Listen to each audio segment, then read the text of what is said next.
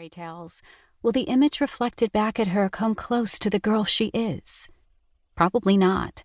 It may even distort who she is, or subtly disparage the woman she yearns to be. But in this wonderful, witty collection, the mirror shines on dozens of glittering images, reflecting and reinforcing the myriad ways there are to be brave, to be kind, to be strong, to be beautiful, to be a savior, to be a heroine, to be a girl, and to be a boy. And best yet, these reflections actually resemble the readers themselves. The stories in Tatterhood have been culled from folktales around the world. They include, among others, Sudanese, Native American, Scottish, Irish, and Japanese tales, which means the characters within them reflect both the diversity of girlhood and the diversity of humanity. And that matters. It matters a lot. A few months after I saw Cinderella, I started reading Tatterhood while waiting for my youngest daughter to finish up a hip-hop class. Next to me, a boy about 10 looked over and said, "Oh, I love that book." "This one?" I asked, pointing to a young adult novel about teens and police brutality that I'd been reading earlier. "No, that one." He pointed to Tatterhood. "My mom read it to me." I'd just started it, so I asked him which story he liked best. "The one with the lady and the elephant," he replied immediately. "Una Nana and the elephant," I said. I'd read that one, about Una Nana, the mother who manages to free her children after they are swallowed whole by an elephant.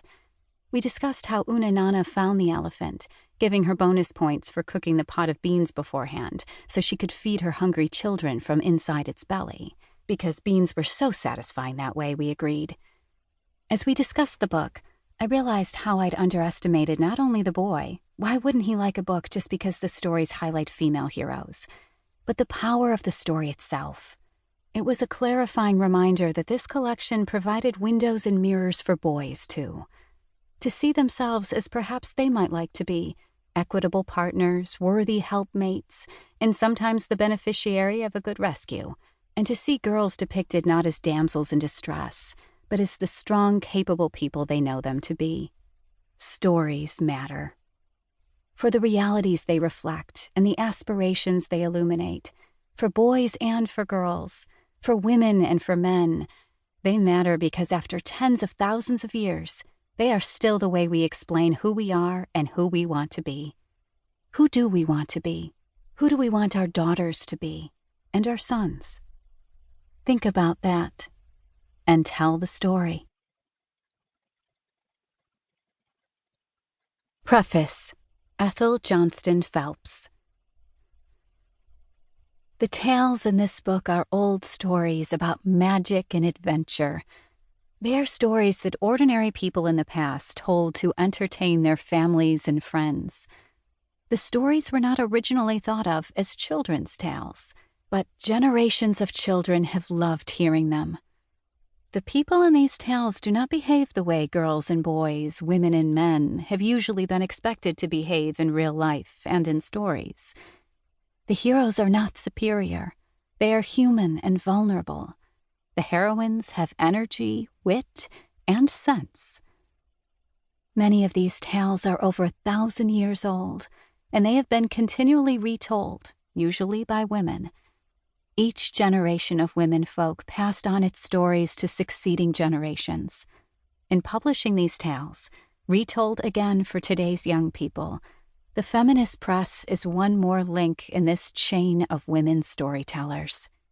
The stories in this book were chosen for a special characteristic that singles them out from other folk and fairy tales. They portray active and courageous girls and women in the leading roles. The protagonists are heroines in the true and original meaning of the word, heroic women distinguished by extraordinary courage and achievements, who hold the center of interest in the tales.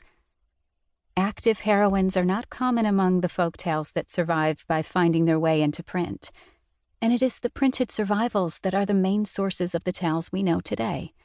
Since these tales come from the body of folktale literature that began to be translated into English in the 19th century, they reflect a Western European bias.